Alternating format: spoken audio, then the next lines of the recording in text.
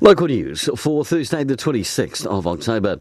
Greater Wellington has added its signature to the local government leaders' water declaration, which reiterates the sector's commitment to water quality and calls for greater action from central government. Councillor Laidlaw says Greater Wellington is a leader in working with regional communities. The declaration outlines a number of local government commitments, including improving the water in our regions with and for our people and for future generations, and ensuring that those people who have the privilege of using our water do so responsibly. Masterton is the fastest growing area in the Greater Wellington region.